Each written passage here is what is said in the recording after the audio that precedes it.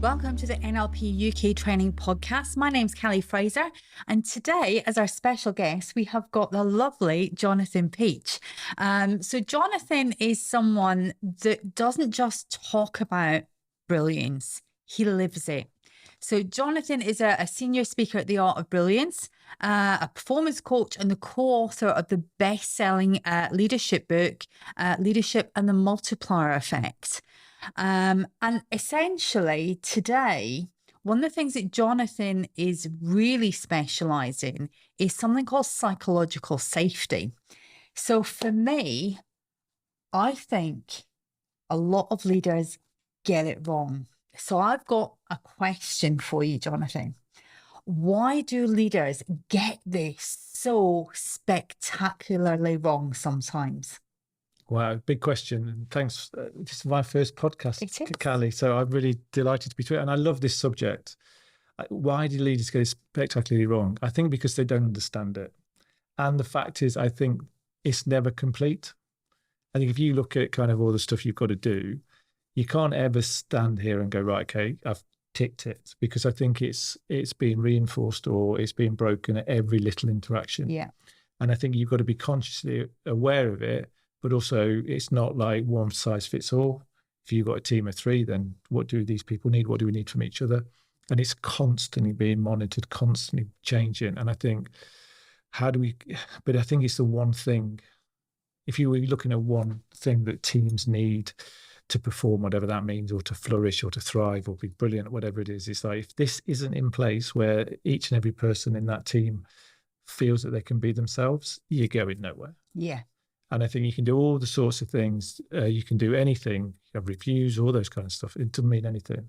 Because unless I feel safe to be me, put my hand up and admit to stuff or have ideas without a fear of actually being judged or it being talked about me outside of this room, we're just not getting what people naturally bring to the world. And I think for me, they get it wrong because it's like, well, what does that mean? How do I do this? They want a process to follow, and they want to be able to kind of put it in a model or to if I do this, I've done it. And human beings don't work like that.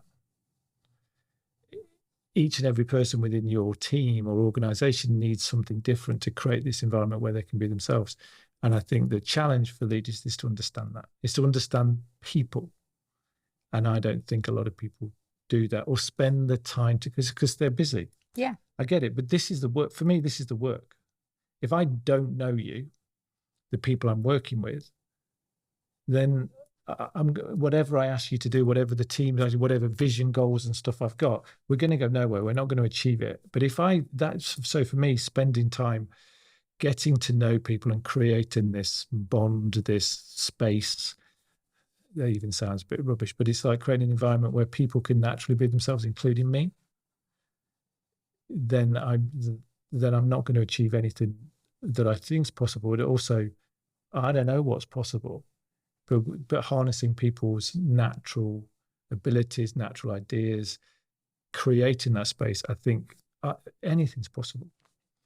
So I kind of see it on the other side with a lot of my coachees. Okay. So quite a lot of my coachees come to me for career coaching.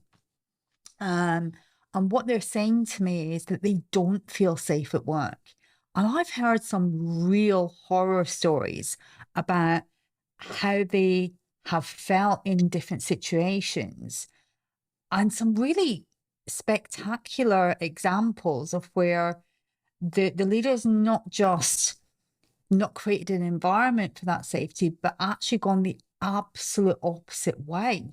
It's almost like they're creating an environment that isn't safe. Why would someone do that? Because I think it probably says more about them. Yeah. And about the experience they've had growing up. I think because what I also think that's hard for people to get their heads around is you're dealing with people's past lived experiences. Mm-hmm. So we can create this environment. We can create this kind of environment or talk about it and do some stuff. But actually, if that's not my lived experience of previous thing growing up in that environment, then I won't believe it until I experience it on a regular basis. So I go, okay, this is true. Because as human beings, we're just waiting for that one thing that goes, see, told you. again, and it's like, I don't know, as a leader, I don't know what their past lived experience is. How have they been brought up or trained to lead people and create things? This is what you do and don't do, and what their experience is.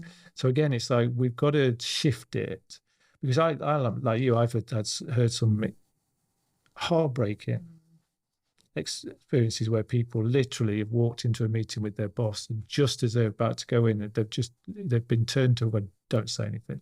Yeah. And it's like, what kind of environment is that? Don't say anything. You could have the best idea, you could have some concerns about what's going on, but you're encouraged not to speak. How does that make, I mean, again, if that happened to you, anybody listening to this, it's like, if somebody said that to you, what would that make you feel? And again, feels a little bit probably touchy-feely, kind of whatever, pink woo-woo, all that kind of stuff. It's like a bit fluffy. But how people feel about certain things, and particularly about their boss. You look at the research. I mean, I'm not a massive academic, I'm not.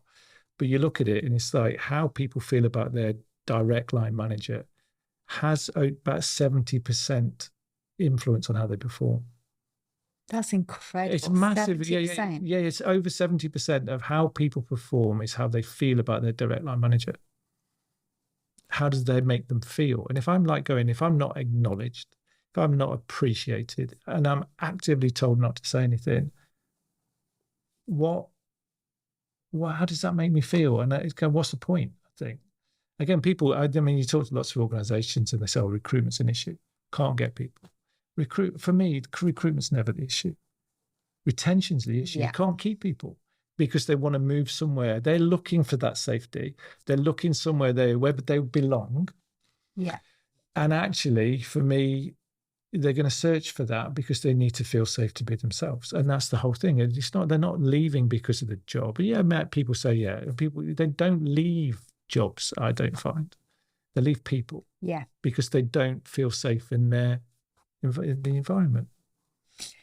So if someone is experiencing a culture where their line manager perhaps isn't making them feel safe, how can they take responsibility for their own experience? How can they work with that manager or speak to that manager to get a different outcome and help their manager realize that they're having the impact that they are?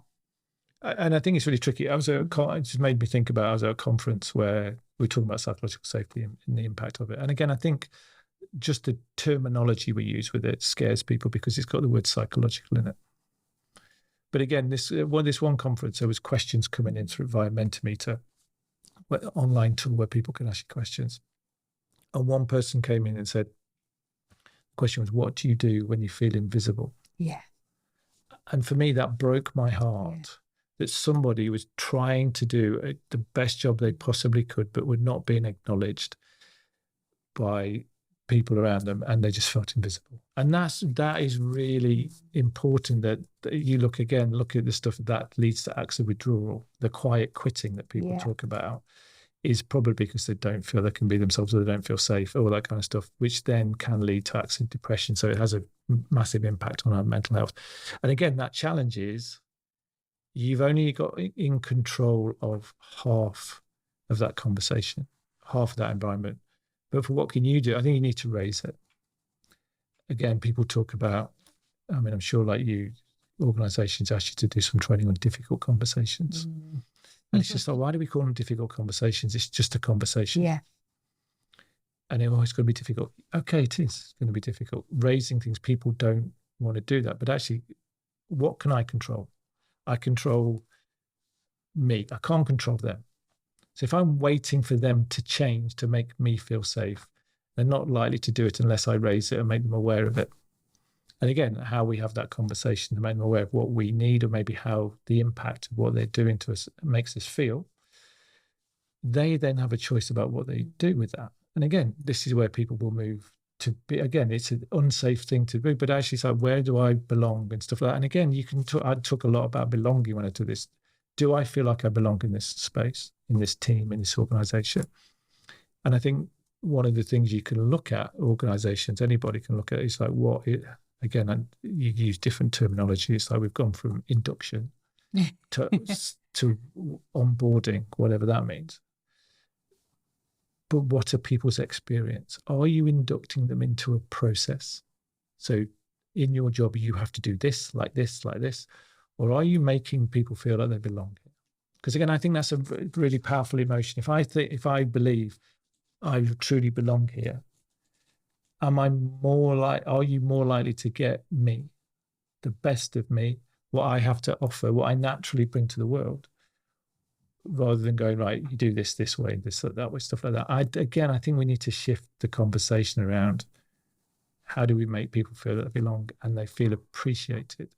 Because again, if I feel appreciated, then I'm going to do some more stuff. I'll get involved. Oh, absolutely. Yeah. Again, I always think, I go back, I wish I'd known this, though, Callie, before I had kids, because we've now got a dog, and other pets are available, clearly. But what I've learned from having a dog, I wish I'd learned before I have kids, because dogs only respond to positive reinforcement.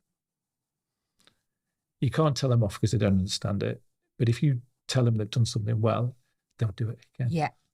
And for me, human beings are exactly the same thing. But I need to understand what I am doing to be able to do it again. Because again, I'm never going to tell people to don't appreciate people by going, great job, thank you very much. That's a really powerful thing to do. But if you're at the other end and you keep hearing that, you probably sit and go, well, what am I doing that actually you're recognizing that it's a good job? So I think we need to get more specific. So if I understand exactly what I did in the situation and for me, the impact it had on things, then I can do it again. And therefore, again, getting more specific and understanding. So if I get, great job, well done, what is it you saw me do that you recognize it? Don't get me wrong, I want it to be recognized, but actually I need to understand a bit more. We need to go, I saw something, I think from Zach Mercurio, who talked about we need to shift it from recognition and appreciation to affirmation, which is shifting it to that people understand exactly what you're seeing in them, the behaviors that you see in them, and the impact it's having, so that actually we can do it again. So again, do I understand that? Don't get me wrong, I'm always going to feel good about being told I'm doing well or I did a great job. But I think we need to go a bit deeper. But actually that kind of works both ways, doesn't it? Not just from the leader to the follower, but also it's about if your manager does something really, really well, it's important to give the manager feedback as well and say, you know what, that made me feel really safe. That made me feel really good. Because if they don't know how they're making you feel, they can't do more of that either. No, again, this is where I think, again, I once had a job where I tried to get rid of job titles because I just think they get in the way. Yeah. And I ask lots of people, do you think I was successful? No. Because people get wedded to it. Well, I've got the term manager and leader. And so what does that mean? Because you're playing a role. You're part of the team. You just play a different role. Yeah. And again, you need to understand that. But again, people think, oh, you're the boss, you're the manager, you're the leader. So therefore, it's part of your job to tell me when I'm doing things well or not, maybe. But again, I think it's part of all of our jobs to tell each other what you're recognizing in us. And again, you can look, research will tell you that actually when that is peer-to-peer, for instance, recognition, appreciation, affirmation, whatever you want to call it, that has a bigger effect on people than actually if it's done by the boss, because there is an expectation that as the boss, whatever that means, that's part of your job. Yeah, you kind of have to do it. You have to do it. Yeah, and I think for me, it's like, how do we recognize each other that when you see things going well? Because I can do it again. And also for me, and I think part of this whole thing is, what do we need from each other to create this space? And we all reinforce it, but we also challenge it when we don't see it. Again, with each other, not just the boss does his job or her job to do that. It's not. It's all of our jobs to go, that's a behavior that we said we didn't want to see. We don't need from each other to do this. So therefore, I'm going to call you out on it. Because if you accept it, you don't be surprised if it continues. Because again, if we accept something, it means that's okay.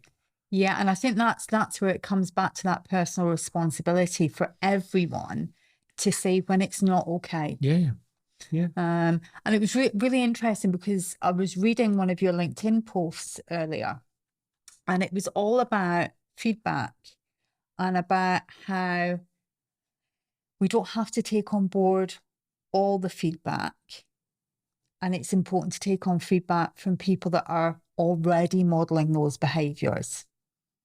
Yeah, I think, well, if you look at it, I mean, I never do this. Please never do. And this is a real example of an organization I actually worked in. So even the word feedback, I think these days has got such a negative connotations, because if somebody said to you, can I give you some feedback, which they do, what you expect?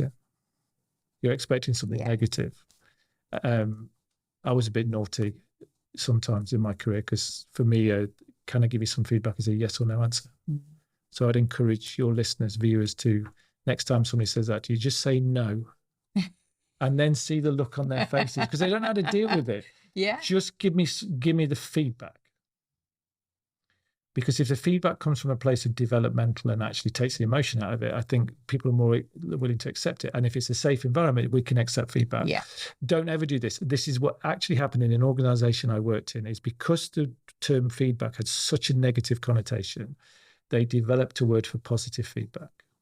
And any listeners, viewers out there, please don't be sick when I tell you this.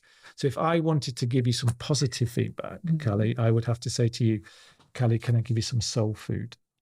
Oh my God, you just went, Yeah, and I've just been sick in my mouth because you just got it wrong. Actually, what you've got to do is get the balance right. Again, people will accept feedback in an environment where actually it's developmental, but it's also can be safe.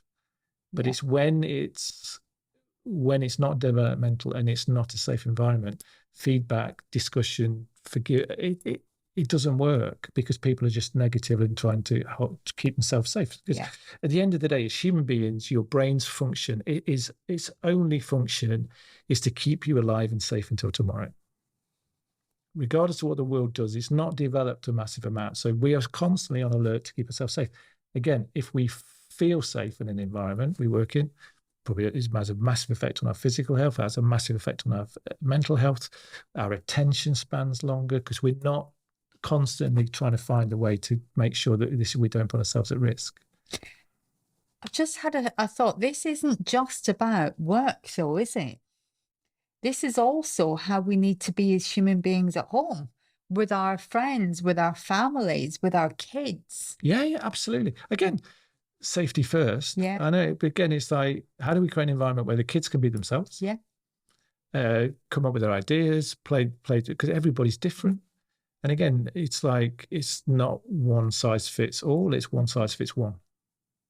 That's where I think the whole thing is like, how do we encourage you to develop your personality, your unique gifts, so we all see things differently. Okay, well, again, school probably has a lot to answer for. And I get it's tough teaching, but it's kind of, we put kids through stuff. But actually for me, I'd learn in a different way. I'd got a different skill set. It took me years to kind of find, again, it's like finding yourself. It's like, what is that? But again, it's like who I really am. Yeah. What do I bring to the world and naturally can give it? And again, I think having been on your coaching course, or being on your coaching course right now as we record this, I'm starting to unearth who I really am and understand some of the crap and dust along the way that I've accumulated. What I love about one of your, I suppose, analogies or metaphors is that of a light bulb. So we are when we're born and stuff like that. And I mean, you can think about, but I think anybody could listening to this will be able to say, when you're young and stuff like that, you're a bright, shining light bulb. But over the years, we collect layers of dust. Don't we just? Through all sorts of different things, experiences and things like that. And what I think around, and that's what kind of motivates me and what my passion is around is, how do we create that environment where we remove the dust so that each and an individual person, their light bulb shines brightly, because we'll benefit from it. Oh, absolutely. And I think, like we said, that's for work, that's for home. It's in all contexts of our lives. The more that we can let that light shine through and develop our natural gifts, we can contribute more to our families, to our friends, to our work life as well. So if you could give your absolute number one top tip for creating a culture that is psychologically safe, whether that's at home or at work, what would it be? Connect to people. I think the power of connection, as human beings, we're hardwired for it. Yeah. We flourish in groups. We don't flourish on our own. Again, human beings, we have two major fears, death and rejection. Because again, rejection back in the day when things outside used to eat us would mean we wouldn't survive very long. So for me, is the first thing to do is let's connect with the people around us. Let's understand them. Let's kind of understand what's important to them. Let's understand what they bring to the world. Because if I feel connection and feel like kind of there is that connection, then that's the starting point. I could talk about three things when I talk to companies, teams, whatever about this. There's three things that build it: connection, belonging, and trust. And it's not trusting, I trust you because you're the boss. I trust you because I can be vulnerable with you. Yeah. I think vulnerability, listening to Brené Brown and stuff like that, is, again, game changer. Yeah. Because actually, if I feel I can be vulnerable, admit to mistakes, say I'm not feeling great, I'm not okay at the moment, we can get to a different level. But if I don't feel, I'm not going to admit to any of that kind of stuff. But again, I think also it's like if you're well connected and you feel like you belong, trust naturally builds. And I think for me, but the one thing, the starting point is connection. Find out about the people, understand them, who's at home, what do they do, because that's like a superpower. But again, leaders and people tell you, we've got loads to do, busy. That's the work. Yeah. That's the work. If you're not doing that, you're missing a trick. Whatever your goal and what you've got to do is just never going to happen because you as a team you're not connected. And people talk about we've got to collaborate better. It's because you're not connected. Again, connected to teams outside of you. Again, spend time. I always talk about connection before content. Before we do any work together, I need to know you. I need to get to know you. How do we work and how do we turn up so that actually we can get the best out of each other? Because if not, I'm going, okay, I don't know you. And it's straight away you put up those defensive walls, don't you? So you're never going to get everything from that person that you could do if the walls are up. No, absolutely. I want you to put, and again, for me, if I'm putting walls up until I feel safe, that's hard work for me. This is not about doing more stuff. It's about doing less stuff in the future, but you get a much better response because actually people are not worried about these walls. They're not worried about kind of, right, can I say this in this meeting or can I say this to you because is it going to be used against me or whatever?